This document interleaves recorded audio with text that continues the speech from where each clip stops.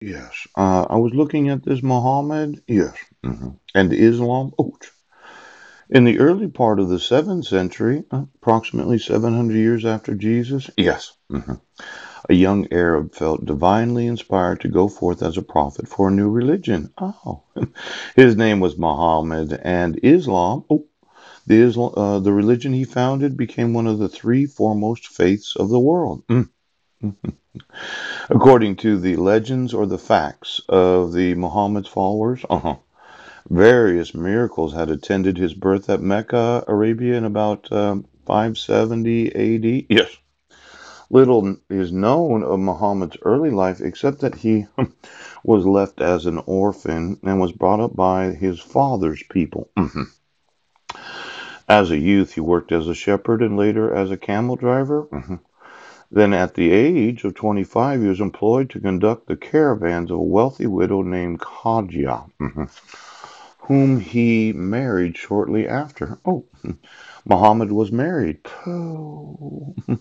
Now, after his marriage, Muhammad did not need to work for a living and was happy to use his time to think of God and religion. Oh. He gathered knowledge from the wise men among his people and from the Jews and Christians with whom he came in contact. Yes. So Muhammad did know Jews and he did know Christians. Ooch. The intense desire to replace the star worshipping, adulterous religions of his country with a new, single faith became the ruling force of his life.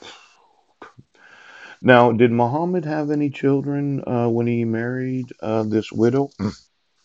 It says the wealthy widow named Khadija, whom he married. Yes. Are there any actual bloodlines of the Islamic faith? Poop. Now, he had an intense desire to replace the adulterous religions of his country with a new single faith.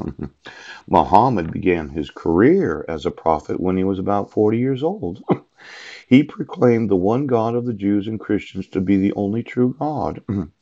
Now, this God of the Jews and the Christians as the only true God.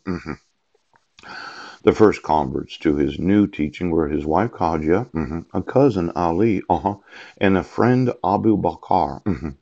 After 10 years spent in preaching and gathering converts, Muhammad and Abu Bakr, yes, fled their native city of Mecca because city authorities were objecting to their religious activities and because they heard that there were plots to kill them. Muhammad reminds me of myself. In many fucking ways, he reminds me.